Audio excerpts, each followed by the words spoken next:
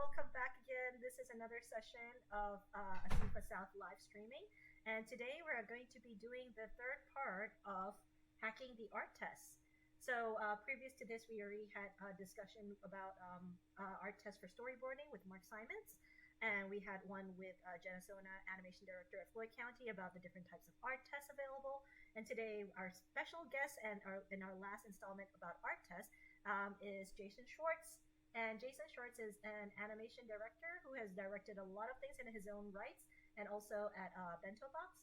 So we're going to say hi to Jason today. Let me put him on. Okay. Hi, Jason. Hello.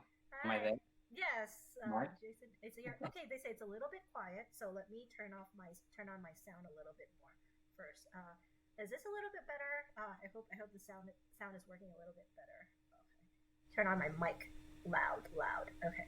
So Jason, thank you for coming and being here with us today. So, Sure. can you tell us a little bit about yourself and your journey, your Yeah. animation journey? Everyone's always got an amazing journey in this industry. I went to college at the Rhode Island School of Design. I studied film and animation there. I was fortunate to realize what I wanted to do at a very young age. I think films like Roger Rabbit and Jurassic Park and Nightmare Before Christmas hit me at that perfect moment. And so I always knew I wanted to be in animation, so I was lucky enough to kind of gear my life towards art school to begin with.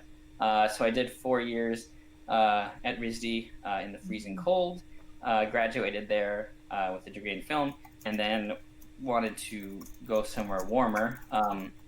I actually got a job before I graduated to come down to Atlanta and work at Turner on a show, on a second season of a show. And I invited all my family down when I graduated from school, and I told them I was moving to Atlanta. And then, like a week later, I got a call from Turner, and they said, "Hey, that show got canceled. It's not going to get a second season, so you don't have a job anymore." I'd already packed up all of my things and was ready to move. So I ended up surfing on people's couches for a couple of months, and unfortunately I had to return home for a little while to my parents. But I kept doing stuff and creating new content with some of my friends from college. I kept attending festivals and submitting to festivals. And luckily, about 9-10 months later, a friend of mine from school got a job at a studio in Atlanta that was working on, at the time, a bunch of Adult Swim shows, Aqua Teen Hunger Force, and the first season of Squidbillies.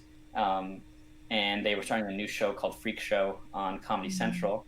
And they said, "Hey, we're looking for tons of people. They need Flash animators." And I had not learned Flash in college because Wow.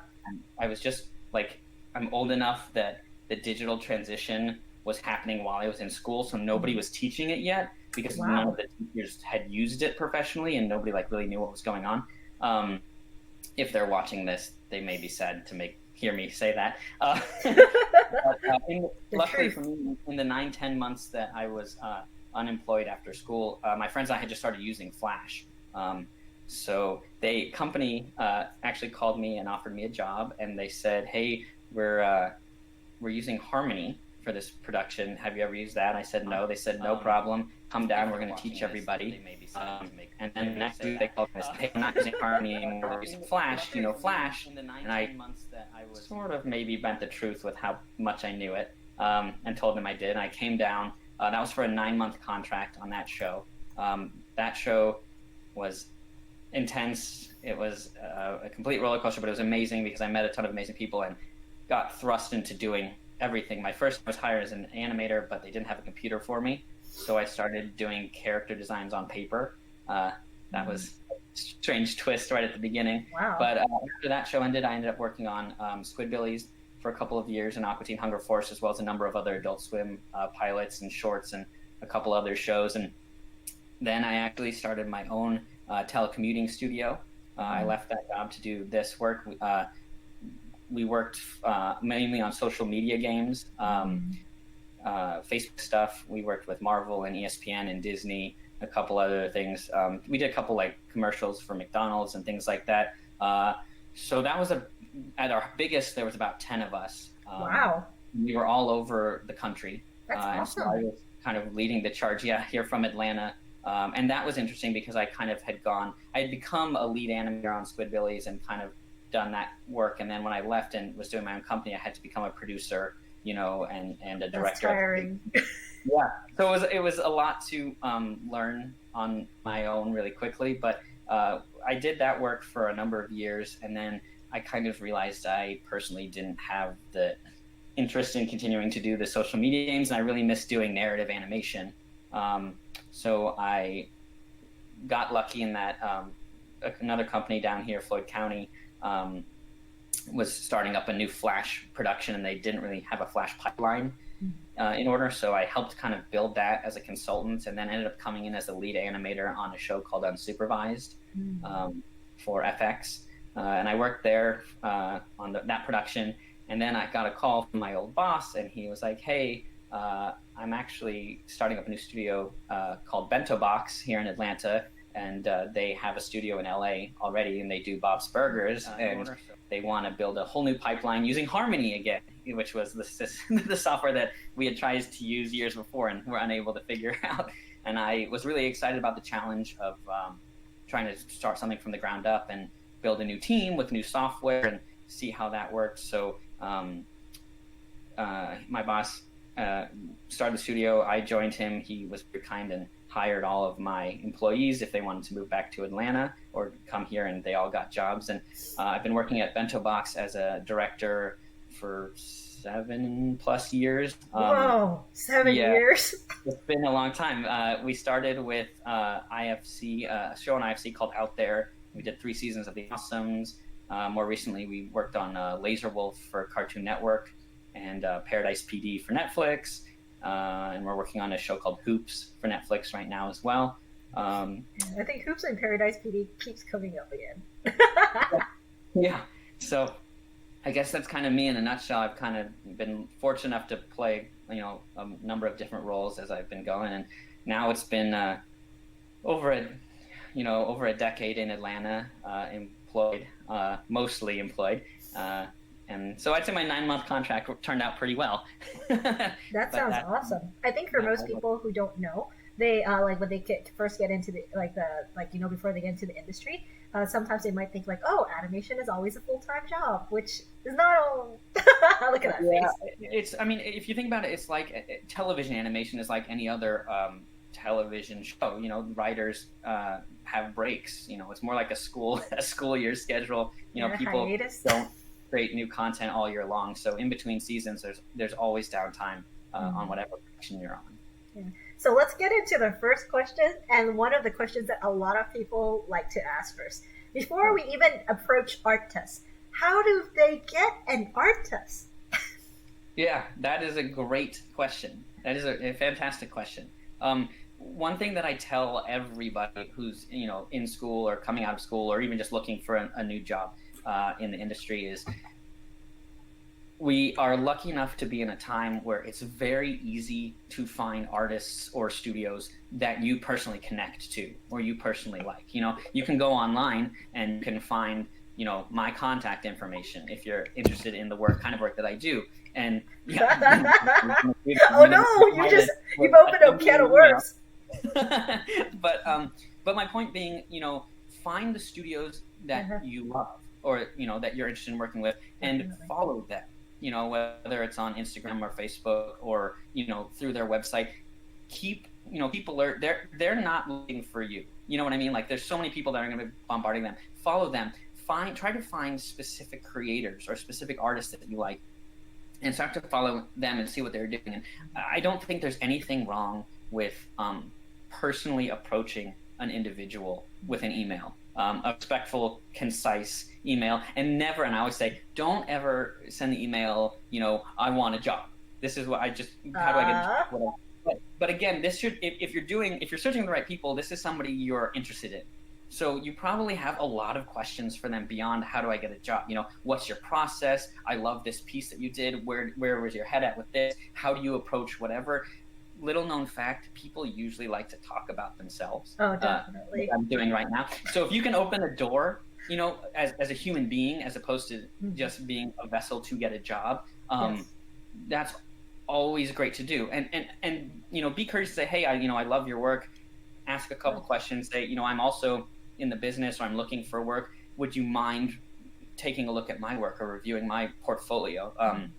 And in my personal experience, I've done that with people. There's a guy who I connected with during one of my downtimes early in my career, and we just began chatting, and we continued to chat for a couple of years because I just loved what he did. And 2 years later, he ended up hiring me for a big job just because we developed a personal connection. Oftentimes studios will on their websites have, apply now for this job. But it's not all the time. And if they're not hiring at that moment, it's very hard to get that art test because it doesn't exist. We hire for a specific show. If we're hiring for Paradise PD, we're going to make a test for Paradise PD, and it's going to be in that window of time. But if you've been someone who's been conversing with me for the last 6 months, and I like you, and I'm able to have a conversation with you as a human being, and I like your work, and I've seen some of it, I may be like, oh, you know what? There's this opening right now at the studio, and I've been talking with Ginger for the past 4 months, and she showed me some of her work, and she might be a good fit for this art test. Let's make sure that she gets it, and we get it in front of her. That we're on a Paradise right now in Hoops, and there's a couple people that that exact thing has happened with me. I met them maybe even a year ago when they were in school. They hadn't graduated yet, and I kept their business card because I liked their work, and I thought maybe at some point we can get there. It's never exciting as an employer to get the give me a job. Oh, that's it's pressure to develop relationships.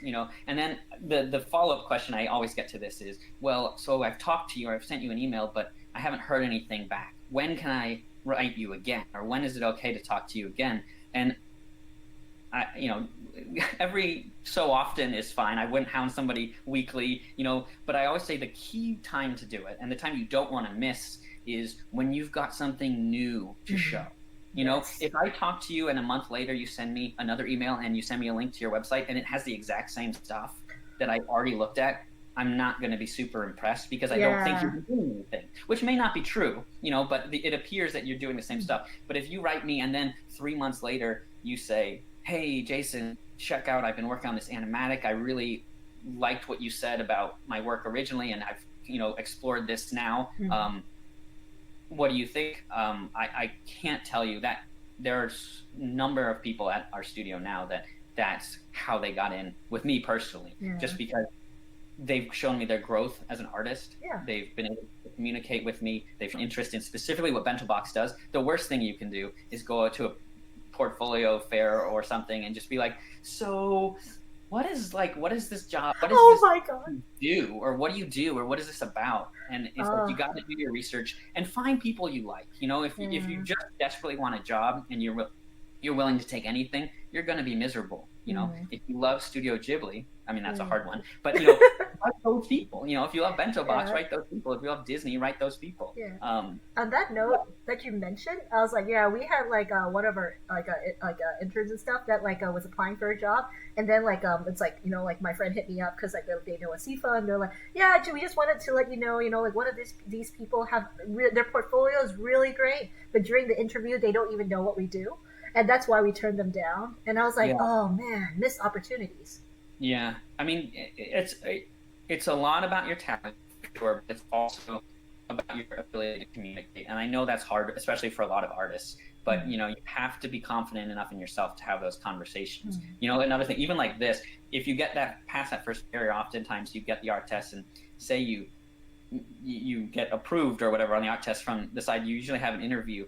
And this would be the next step, is having a conversation like this over the computer or whatever. And I can't tell you how many people just don't realize that they're on screen, I guess, maybe. So you have things where people are have their computers like this, and you're just looking up their nose the whole time, or they're way down here and you're looking behind them, or they forget and they just doing this kind of thing. I see. And it's just you got to be interested. You got to show that you're interested. Pay attention to what your surroundings are when you get to that point in the conversation, and stay focused.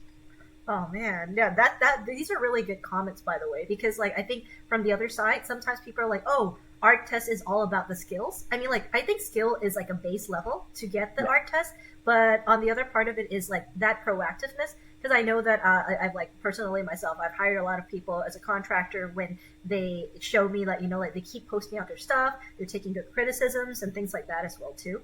Yeah, and some like Dwayne, who we're actually going to be looking at some of these portfolios that people have sent in later to kind of like see how they can improve as well. And they say, oh, they love Paradise PD, even have characters on my portfolio based on them. And I think one of them, Nikki, is laughing at what you were saying just now too about the portfolio thing. And Ryan Berry says these are good comments. Yeah, I mean, it's important to realize that obviously you have to have the talent. You have to, and for animation, you have to be able to draw, or for background, you have to be able to paint or whatever, but you also have to be able to communicate. My job as a director, most of the day, is having one-on-one or small group conversations with the artist. So you have to be able to communicate with me verbally to understand what I want from the project, and to be able to understand what I'm saying and apply it, or to be able to ask the questions. It's really unfortunate when you say something to Arsenal, like you get it and they go, yeah, and then they go back and they come back to something completely different, and then you say, well, what happened? And they go, well, I didn't understand this, or I wasn't. And I was like, well, you got to have confidence in yourself to ask those questions too. I know we jumped beyond the art test, but it's hard, and I think it's a thing, especially with artists, that that personal aspect is important. We work with these people 40, 50, 60 hours a week. You're going to want to be able to communicate with them, and you're going to want to enjoy it. So those are also the kind of things we look at when we're doing art testing. Because I think definitely one of the things is that, like, when you're working with a group of people, you really have to kind of develop your social skills, and not just your social skills, but also that the ability to adapt to people's work. So, like, for example, if somebody is doing an art test, right? Like, from the beginning, what our other presenter Jenna said was that, oh, you're already being tested when you send the email in and your responses in. What do you think about that? It's completely true. I mean, from the moment, that first exchange, especially if it is like a formal, like, click here, submit your art test kind of thing. Yeah, I mean, double check your spelling. Make sure. A lot of people, this happens unfortunately a lot, where a lot of people have a really nice cover letter or something that they prepared, which is great, but then they don't double check before they send it, and they sometimes leave the wrong studio name. Instead of like writing, Dear Bento Box, it says, Dear Disney, or what, I don't know, whatever. And you're just like, oh, like, it was a really nice letter, but it's obvious that you weren't paying attention to the details. I always say make it professional, but make it personal also. You want to make sure that the person knows something specific about their company. Whether it's just what shows they work on. That's always a kind of a question we ask once you finish the art test and we do the interview. It's like, name 3 Bento Box shows, and you'd be surprised how many people want to work for us who can't do that. And it's like that base level of research is kind of important. Yes, and I think one of the things that I was talking to one of my friends who was trying to search for jobs, and he was saying like, yeah, I'm trying to search like and apply for these jobs at a medium level company, and I looked at the list that they sent, and it's not medium level. It's like, if they're working on features and things like that. But I was like, just because you haven't heard of it or haven't researched it properly doesn't mean that these are studios that are like not like doing high level work. So I think that's one of the things is like, like actually getting context and research really helps a lot. For sure. Yeah. Sure. And also, like, and this is kind of an unfortunate truth of how I think just the industry works, is obviously if you're super talented, you may get into Pixar right away, but you often do have to start in any profession, kind of putting in your time, so to speak. So don't get frustrated if you're out of the gate and you're like, I want to work for Disney, and you get rejected. Definitely apply if that's what you want. But if you get rejected, it's not the end of the world. Most people don't land their dream jobs right out of the gate, and every step of the way in any job you're going to work on, you're going to keep building those skills, and hopefully, and this is really important in this business, as far as art tests go, even too, is I can't say how significant networking needs to be. And I always say an artist has 2 full-time jobs. One is what the studio is paying you to do if you have that job, and the other one is networking. You need to be networking all the time.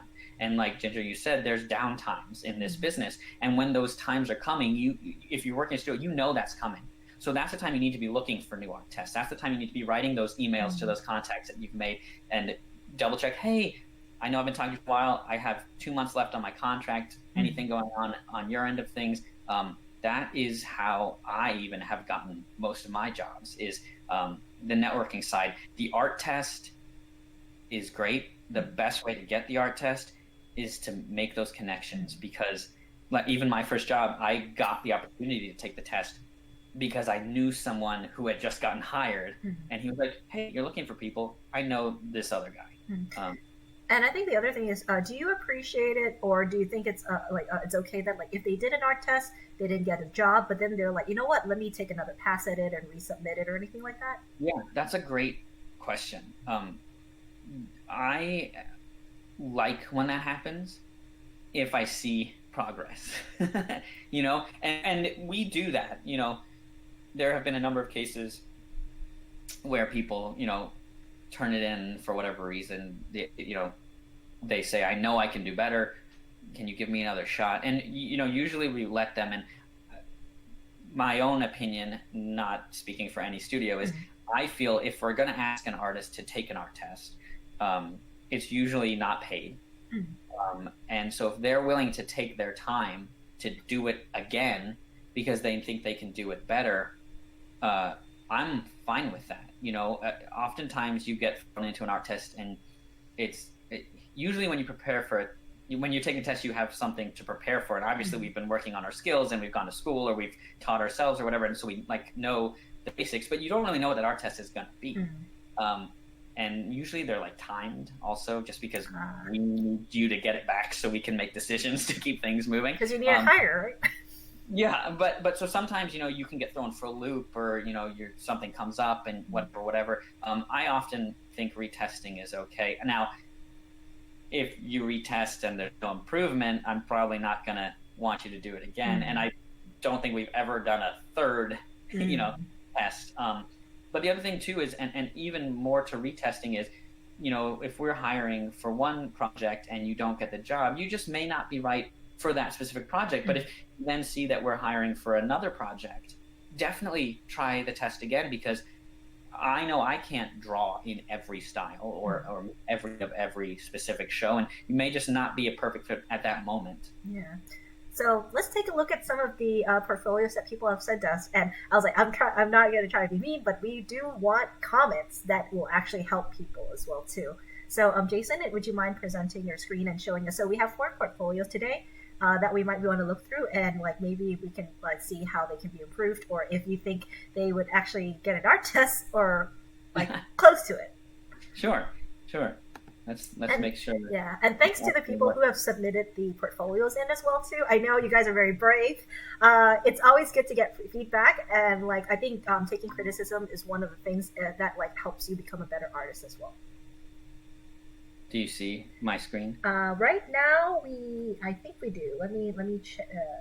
Yes, we do. We have a presentation screen, so let me pull that out. Right. Okay. Yes, we can see it now. Awesome. Well, Nikki Everett is getting awesome public display of her work here. So just committing to this is great, because you're getting tons of exposure. Yeah, we're putting you in front of an animation director. What's not good about that? It's great. So there's so many, just to talk about, websites and everything too. There's so many different ways to do it. I don't ever think it needs to be something, the website in itself doesn't need to wow me. It needs to be functional, and I always like just seeing something that's easy to navigate. This is clean and clear, it's not that's confusing or misleading. It's got things broken down, which is really nice. I know this isn't a website design conversation, but oftentimes people think they need to go crazy on the website just to impress you, but the content is really more what we're looking for. So this person has a little bit of everything, a jack of all trades, if you will. It looks like here. One thing I always say to people, and you don't necessarily need to gear your website to this, but if you were to meet me at a review of a portfolio or something, know specifically what you want to do. If you say to me, oh, I illustrate, I do backgrounds, I do animation, I do storyboards, I don't ever hire someone for everything. You come on for specific things. So if you really, really love character design, then tell me you want to be a character designer and show me that. that work. I guess I'm just going to choose backgrounds on this one because is that cool with you, Jin? Yeah, sounds good. I think this is the other ones aren't background design, and it's so we can talk about a couple of different things Sounds good. as far as storyboards. As far as portfolios. So there's a couple things here, and this may not be Nikki's focus, but this is what I'm going to focus on. So sorry, Nikki, if I'm choosing the wrong thing. If you're watching, let me know if you want me to look at something else. But as far as what we look for in a background design portfolio is, it doesn't necessarily need to be a ton of images. I would say 6, 8, 10 tops is all we'd really need to see. And one thing that is great to see is always to have some exterior environments and some interior environments. Oftentimes I get portfolios that are all like in the meadow and the woods and everything. And it's great to see those exteriors, but I need to see that you can draw with perspective. 1 point, 2 point, 3 point perspective. I need to know that you can do that. And anything that's kind of those wonderful landscapes isn't going to prove to me that you've got that ability. So definitely do a couple interiors, a couple exteriors, and different spaces. Don't do, this is 3 interiors of this specific building, because I don't know if you can do anything except that specific building. That might be your apartment. You're just tracing the pictures. I don't know. This is a good start as far as the different kinds of things we're seeing. I would actually love to see another one of some organic elements here, since we've got all kind of man-made structural things. Like fantasy? What's that? Like a more like fantasy type of thing? Sure, or even just landscapes, just to see it. Most of our shows, because Bento's like comedy driven, exist in cities or man-made objects, so it's great to see, buildings. And I love when, this is like a weird detail, but cars are always kind of nice to see because cars are really hard to draw, and we have to end up drawing a lot of them. I can't draw cars from like if I don't see it, I was like, oh no, I don't even know the structures of these cars. Yeah, and use reference. Don't ever be afraid or think it's cheating to use reference for that kind of stuff. That's fine. We do it all the time in the studio. It's hard to pull out all those details from your head if you're not super familiar with what a car looks like. Definitely. But you also don't need to paint everything. I think it's fine to have some line art and some painted stuff. I actually kind of prefer it because once you're in the studio, sometimes we divide up how the workflow works between line art and color art. So it may be that your perspective and your line work is amazing. Maybe you're still working on your color, but if we could get you in and you could do line art, that's a great opportunity. Because someone else can do color, right? Exactly. I do like that these 3 examples also are very different perspective angles. It gives me an idea that this person, has an understanding of perspective and knows what to do. I also like that, and I'll probably make these bigger, or maybe, there's like a painterly quality going on to some of this, which is a nice style versus this one that's very like flat tones and painted. I love to see that you can do a variety of different things. That's not to say if you want a bento job that you come in with everything that looks like Bob's Burgers. If I'm not hiring you specifically for Bob's Burgers, it may not work. Plus, one thing I think will fall into a tricky area is if you're applying for Bob's Burgers, you're never going to draw it as perfectly as the people who draw Bob's Burgers. So it's a dangerous, if you go to Walt Disney and you say, hey, look, I can draw Mickey Mouse, Walt Disney is going to say, hey, that looks like crap. You can't draw Mickey Mouse. Yeah, we heard that a lot too. Be careful with that. You want to show a variety of style, but you don't necessarily always want to, if you're applying to work on The Simpsons, you can't draw Homer Simpson better than the people who are already paid to draw Homer Simpson. They're going to nitpick it more than anything else because they're so familiar with it. But yeah, so anyway, kind of straying. This is a good start, I think, to what I'd like to see. What about when you're doing backgrounds? Do you want to see characters in them? No, not necessarily, because in the studio you aren't really going to be responsible for drawing the characters. so it's not necessary to like add these elements in. It's nice if they're your own illustrations and you're just doing it. There's nothing against that. No reason to not do it. The only thing I would say that does throw me a little bit when people do it sometimes is if you like look at this one, and to get a little nitpicky, the scale of the characters are like giving me this weird illusion that this sidewalk is enormous. Yes. Like you could fit like 6 people across. So if those guys weren't there, I probably wouldn't have realized that. So that in that case, I think that actually kind of draws me out of it. But it can help, it can hurt. I wouldn't worry about it too much. If you're looking at a background portfolio, it's always nice to use different color theory, as well. I think it's great to, don't do everything in these shades. We've got some different stuff going on. Do different times of day. If you're going to do color, that's a good one. Do something in the evening, do something midday, something at night. Do something with 1-point perspective, do something with 2-point perspective, and do a landscape. If you only want to do 3 or 4, those are really the keys, I think, to that. Nice. These are really good tips, by the way. Cool. All right. So, Nikki, I hope you want to be a background artist. Well, I mean, we have comments from other stuff too. Yeah.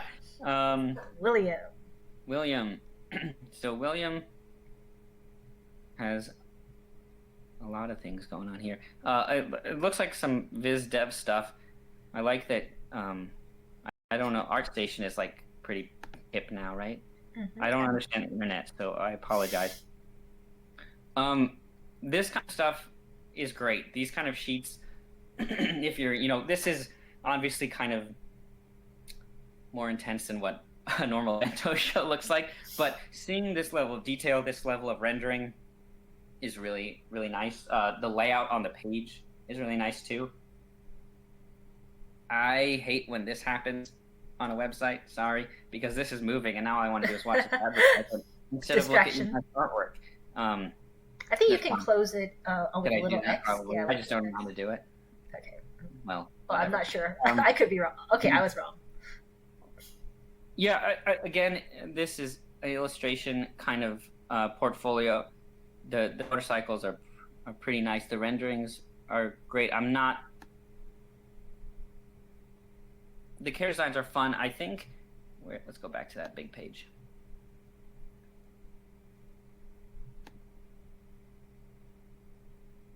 That may be a 3D model. Yes, that's a 3D model. Yeah, that's a world I don't know anything about. So, William, it looks really nice, but and we don't do anything 3D wise. When I'm looking at a portfolio for design or illustration, character design, I'm always looking for variety. Also, excuse me, I'm getting over a cold still. I think to expand on this, and to give yourself kind of more options, if you want to work on motorcycles, then keep doing motorcycles. But I would love to see what more, you've got going on. I can see you can draw. There's no doubt that you can draw. You're proving that. But if we're doing characters, you've got some different costumes, but they're all kind of the same style. Again, I wouldn't draw them all in Bob's Burgers style, but give yourself, an opportunity to show me a little bit of more variety, both in design and the way you're kind of painting it. Sorry. No problem. I think like this ArtStation is usually pretty popular with games, but also in another way, I think it does have a lot of different stuff on it, which does it make it a little bit harder to kind of like know what they want to do. Yeah, I mean, this definitely looks more like a game portfolio for sure. And the renderings are nice, and the presentation is, fine, I think too. But just in thinking more character design for sort of TV animation, which is the world I come from, doing turnarounds is great.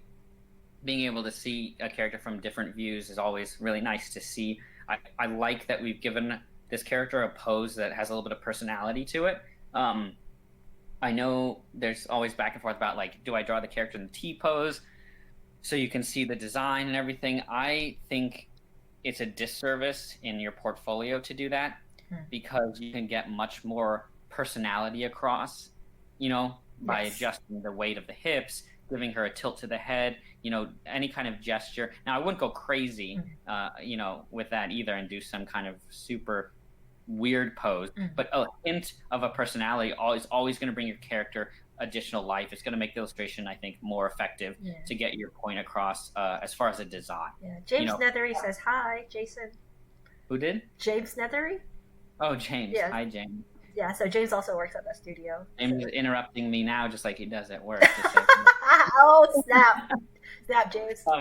No. But and another thing, too, and to speak to this, sketches are fine, too. Every piece of art that you put in your portfolio doesn't necessarily need to be finished. And this happens a lot more with animation, where people are like, oh, I was going to put in my current work, but I only have pencil, I don't have it painted yet, or I don't have it fully composited. I don't care. I can watch 10 seconds of your animation reel in your roughs and see if you have what I need. I don't need to know if you can drop and fill color. That's easy. Anyone can fill in colors. I'm not concerned about that. It's, can you animate? So stuff like this is totally fine to put in your portfolio. I think it's very helpful to see stuff like this for sure. Sounds good. All right, William. Good luck. I hope that helped. Marcus. All right, freelance character artist and animator. So he's got a couple different things. What have we looked at already? We looked at character design? No, not yet. We'll look at some character designs.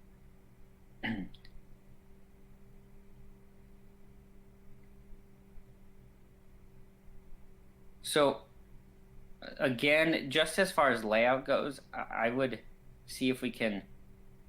This is a lot to scroll. There's a lot of work here. I think. Yeah, there's a lot of work. The kind of this formatting, I think maybe something that's a little more successful, so I can see a lot at once, just as far as the layout of the website. But just to kind of go back, I like that we've got a couple different styles going on here.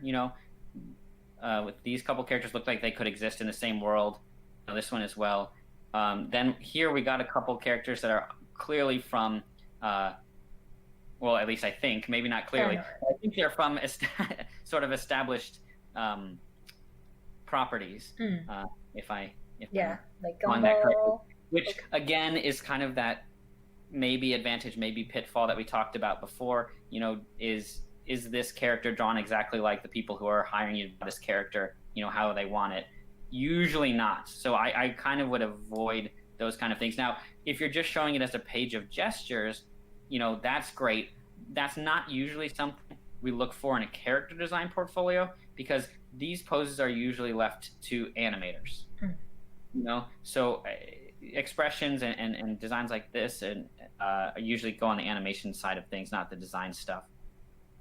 I like these. This is that kind of thing I was talking about, where you kind of putting a character in. It's a slight pose. You've got the back arched a little bit. The chest is out. The shoulders are back. You get a feeling of this character. It's not a T pose. It's not an extreme pose like this one. Not that there's anything wrong with this one, but this is kind of a good subtle way of giving us some more information about this character's personality without going too crazy. I would love to see some more treatment as far as, especially for design, of how you may color some of these different characters. All of these kind of have the same kind of toon shade stuff, which is great. But if I'm not hiring for a cell shaded kind of show, you haven't necessarily proven to me that you can do that kind of stuff. Again, these are fun. If it was me, I probably wouldn't include them, to be perfectly honest. This kind of more original stuff is definitely something I would personally gravitate towards more. Especially, even if you're like, obviously I don't make Rick and Morty, but and I don't hate Rick and Morty, let's not start this rumor. I like Rick and Morty, but if I hate Rick and Morty, or I maybe, whatever, and I see this, I'm like, oh, I hate Rick and Morty, now I don't like your art. It's just a kind of a pitfall thing when you start doing these sort of, it's not fan art, but interpretations that are already established. These are fun. down here. I think you have a page of them all together somewhere. Yeah, I think these are fun for sure. Yeah, I think these are fun. I'd love to see these in color too. And it's often not a bad idea to keep your line art as one image and then have a color image of the same characters, next to it or below it. And with character design, again, you don't need 30 pages. 6 to 10, a little bit more character than backgrounds, I think. 6 to 10 is usually a good, strong portfolio. Show a variety of ways to, paint, a variety of ink lines. Oftentimes different shows even deal with inking differently. That's always nice to see. Well, filling with black and white like this is obviously helps things stand out and pop. Just visually, it is more exciting. Even if you don't get to color something fully, adding these kind of solid blacks help make something look a little bit more visually interesting. I do think for character design, I wouldn't go looser than this kind of line work. Don't give me sketches on the back of napkins or things. Do a ink or line cleanup. It doesn't necessarily have to be this specific clean line, but a little bit of level of polish would be good. Cool. All right, Marcus. Looking good. Keep doing your thing. Where am I going here? This one? Yes, Dwayne. Dwayne. Awesome. So Dwayne's opening up. See, he's catered his whole website to this conversation. I see. I think he was a character designer before this, so he did adjust some stuff, but then he specifically wants to be a character. I think a designer. But he threw the Bob's Burgers design at the top of his website just so that I would instantly be like, oh, he knows what I work on, which is kind of great. But see, this is an interesting thing. And to speak a little bit more about this is these characters, clearly look like they exist in the Bob's Burgers world, but they're not. It's not Bob and his family. This is clearly characters from Office Space, but designed in the Bob's Burgers sort of style. If you want to show that you can, design in a specific style for a specific show, I would think this is a better way to go about it, because not only do I kind of get an idea that you know what the characters look like, but I can see that you can create your new characters, or you've taken the time to do something that's a little bit different. It makes me laugh to see it, because these are characters that I know from something else, but they're done in this style. So there's a fine line with this appropriation of style thing. But it's more successful, I think, when we see something that is original artwork, but based in the style of another show. Ryan Berry says, this is all really helpful. I appreciate how to the point and eloquent the critique is. And Dwayne says he's planning a full overhaul, so any notes help. Dwayne has said what, sorry? Oh, he's planning an overhaul of his website, so any note would help. Oh, so help. Okay, well, we'll keep going. Oh, this is okay. I gotta go up. See, I tricked myself. We're gonna look at character design, I guess, right? Yeah. Yes. Let's go there. I mean, again, Dwayne, it doesn't have to be complex. You've got things laid out. I wouldn't lose sleep over your layout. You're not applying for a graphic design job, You're applying for a character design job. So as long as the content's there and it kind of looks pretty good. Yeah, and he has a new version of this on the Facebook page as well too, which he's been getting critiqued, which looks a lot better than this too. But we'll talk about that later. Yeah, so these I looked at this before. These are kind of, I assume they're original characters. Maybe I'm missing something, but you've done them in a number of different styles to the website. Maybe I can pull back and you can see these are the kind of the same characters. This is different in Rick and Morty style, et cetera, et cetera. This is a fun kind of exercise to do. I like seeing the versatility that you can do these styles. It is helpful to see this kind of stuff, because you can say, oh, we actually have a project coming in that looks like this show, or oh, hey, look, now we're doing Archer, these characters work here. The only thing that I wouldn't get too crazy into this, and you have additional stuff here, but you don't want to limit yourself to me only seeing that you know how to design these 4 characters. You know, you've got 4 costumes here and 4 character types that are now repeated over and over and over again. So a couple of these is great. Obviously on your website, and them all is fine. But if you were coming up to me, you know, at a portfolio review or something, I maybe would choose a couple of them and just say, hey, these are 4 like this.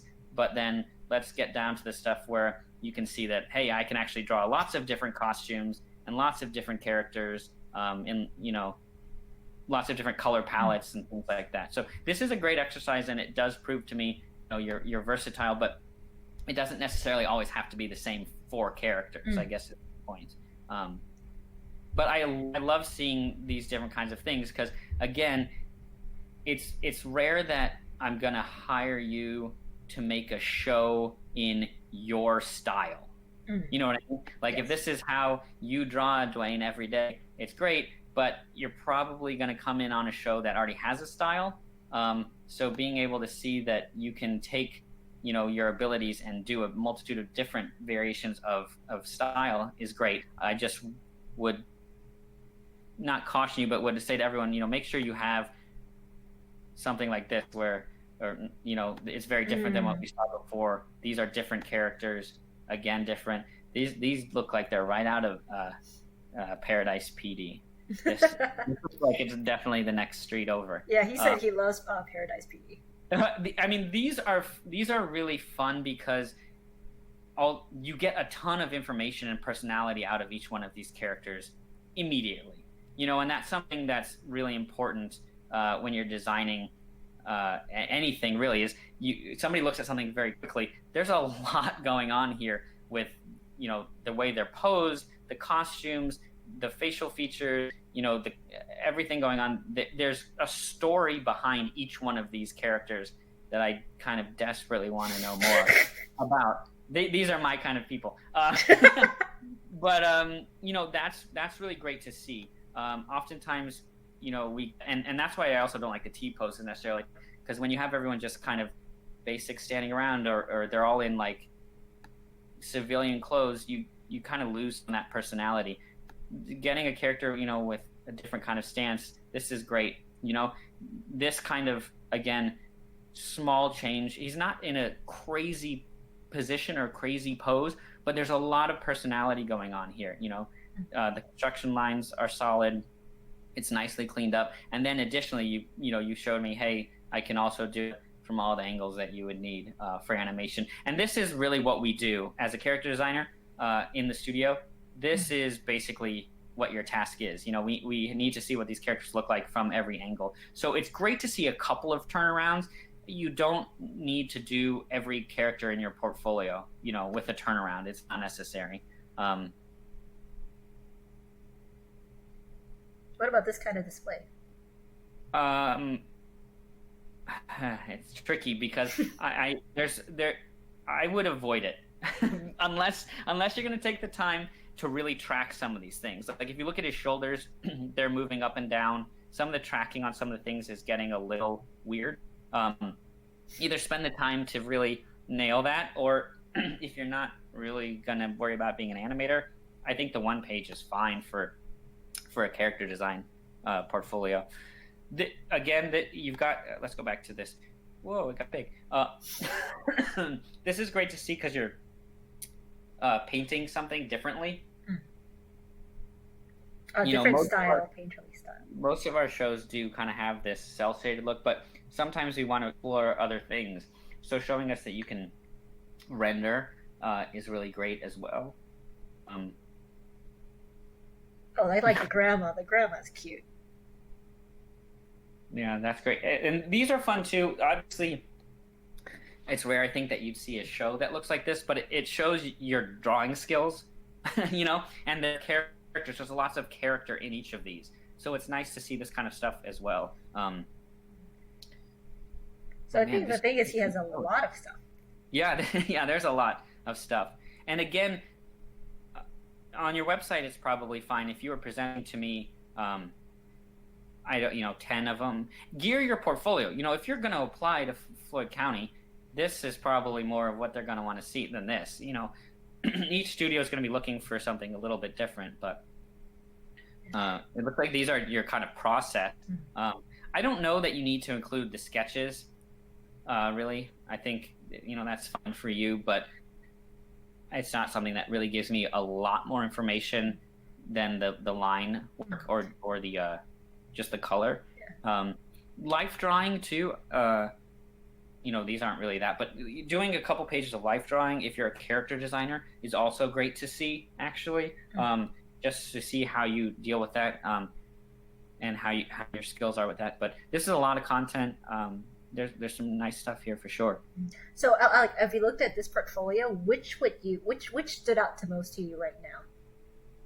Which of these pieces? Single piece? Yes, or like maybe one or two that you said, yeah, definitely, keep these in your portfolio.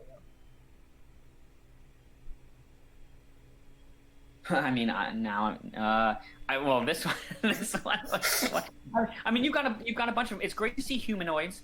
It's great to see something that's like creatures. These are very different. Like these shapes. I do like this guy, and I like this turnaround as well. I also just like the application of how you've done paint on some of these characters. One or two, of each of these styles would be great. This is a fun one too, just because it is a known character kind of thing. Different styles, but just differently done, and it shows you are able to take a concept and go in a number of different directions. I would play more with your inks and your line quality, just because a lot of your stuff is that very sort of and it's what we do, but that kind of Fox late primetime line. But a lot of the Adult Swim shows, like Squidbillies or things like that, have a very different line quality to them. That may be fun to just explore on your end. But yeah, I would pull back on some of this collection, or maybe not start your website with this, because it is kind of like, okay, I see these 4 characters, but it's really, I think you've got more meat in some of this. You can keep 1 or 2 of these up here, but I think you've got even some more meat in some of this stuff down here. Should I come back to the video? Yes. All right. Yeah. Well, these are really, really good points, Jason. I think it's pointing out specifically, especially with people's portfolios, because they're all very different. It's giving the different, clues on how you can actually cater to certain things, because you can't see it unless somebody points it Sure. out. So I think one of the things, some of the things that key stuff that you've touched on is making sure that the content is the key, but also not that it's too hard for you to navigate. Otherwise, it kind of detracts from that. The second thing that I think we took away from you is also that fan art can help or hurt depending on the way that you're putting Just it. Be careful. Yeah. Yeah. Dwayne said thanks. That's a lot of help for his portfolio update. And I think scrolling through a lot of these things is maybe quantity is not what we're looking for here. Is that the case, right? Yeah. Yeah, I think so. So in this case, right? Out of all these 5, do you think any they're ready for art tests, or do you think you're always ready yeah. for an art test. Don't ever think you're not. You may not get the job, and the studio may not think you're ready, but always apply, because even if you don't get the art test, you're going to have an exchange with somebody. You're going to make a connection. You're going to open a door. It may not happen right then. It could happen down the line. You may get the art test and not, go any farther than that, but you'll learn so much. You'll get information from the studio, more specifically what they're looking for, and that's something you don't know without getting the art test. So, always keep pushing your own portfolio and keep pushing your own work, but don't deny yourself an opportunity because you don't think you're ready. I let them, tell you that. Yeah. How about this? Have you ever met anybody who you felt like, oh my God, they've impressed you so much that, something that they did, you're like, I want to work with this person right away. And someone where you're like, oh no, I don't want to work with this person. Has anybody done any of that stuff that makes you feel impressed? And also oh no, tips for people. Any specific thing that they've done? Yes. Yeah, in general, because that makes you feel like, oh, I don't really want to work with this, I would not hire this person type of thing. I mean, I do think you've got to have your drawing fundamentals down, and that's going to come across very quickly in your portfolio, and that's the most important thing. You know, if you can draw, we can usually teach you how to draw in a style, or how to animate in a style, paint a background in a style. You've got to have your fundamentals down. You know, I do, unfortunately, I mean, this is a tough business. Like, it's a really tough business. There's a lot of people who want to do this.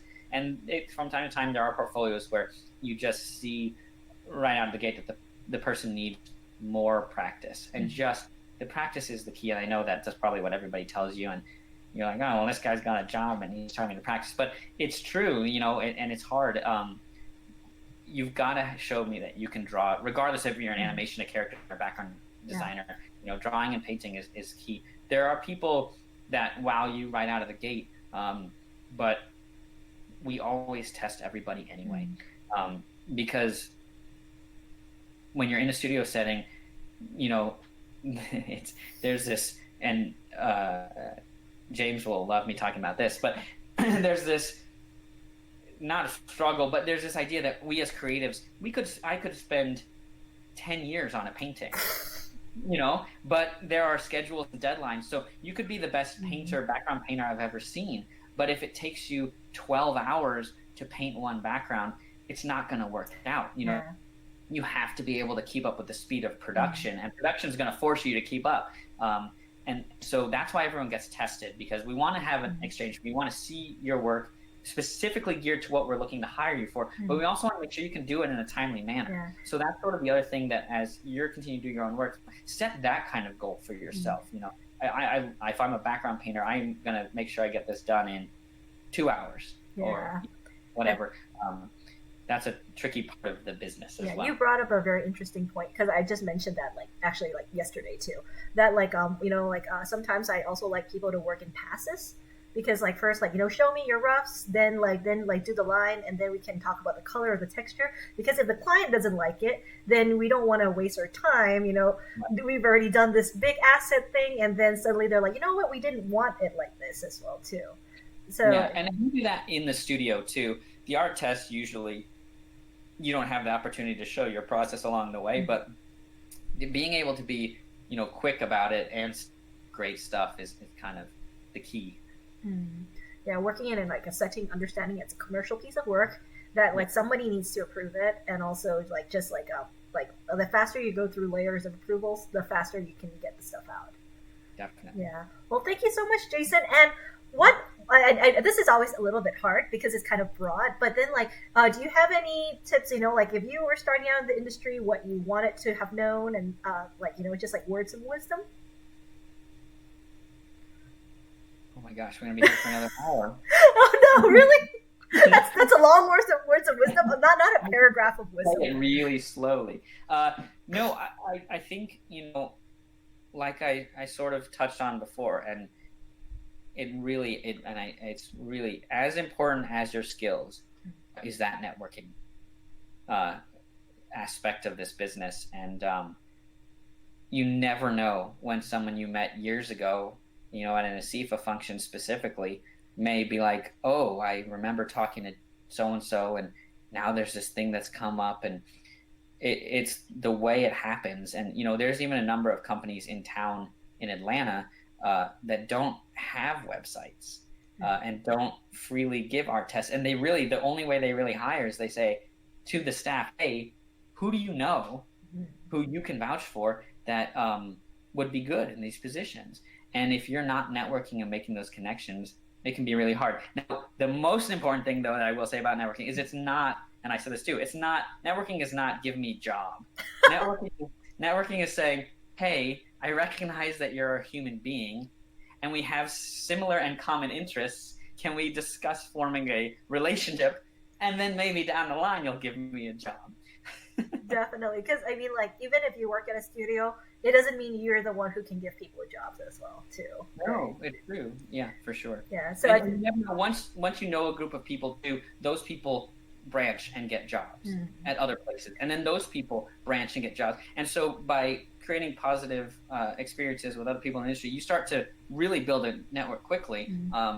And you know, my company Green Shoe, when we were doing games, we were working for one company, and then some people from that company went to a couple other gaming studios, and then I was getting calls like I wasn't even trying to get more work, and then they're like, oh, we heard you did great work here, can you help us with this? And oh, these people said, oh, we heard this, and I said, well, how do you hear about us? And they said, oh, we so and so worked with us, and you worked with them over here, and I was like, wow, this is incredible. It's great. Yeah, because I think one of the things I also mentioned before is that people also is not just hire people they know, but hire for safety and for like responsibility and trust as well too. Yes. So you don't have to do like the best and most amazing work to get constant work, but you also have to just be like reliable in delivering, and then like people start like, hey, I know Jason. Jason did this, and he didn't like flake on us or anything.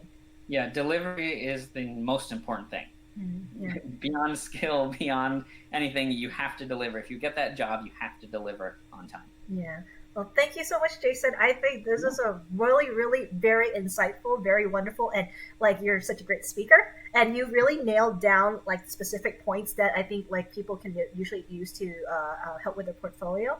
So it's like if we have any more time, we would love to invite you back to talk about being director or working in the role of overseeing other people as well too, because that's very different from working alone or working in a in a studio as like somebody who's has a lead as well too. Yeah, so everybody, thank you so much for a live stream. Next live stream next month, we also have a VR artist, and people are saying thank you very much, VR artist Pranaz Naz, who's going to be talking about working in new media as well too. So if you're interested, please join us with that. And every last Wednesday of the month, we have a free mixer at Joystick Game Bar, where like you can come out and meet people. Our guest is W.D. Hogan, who is a storyboard artist. He did our masterclass on Watchmen, Fate of the Furious. So if you want to come out and mingle and say hi to him, that would be perfect. And he lives somewhere in the north or south of Georgia. So that would be a great opportunity. And then if you want to know more about our group, go to our website, asifa-south.com, or follow us on this community page as well too. Yeah, so thank you everybody, and we'll see you later next time. And for members, we're gonna keep this recording live for a week on our community group, but like later on, we're gonna archive it and put it into our member section so that we can have that information ready for you. So thank you again for joining us today. Thank you so much, Jason. It's been wonderful, and you've been awesome. So we'll see you guys next time. Bye bye. Let me stop streaming.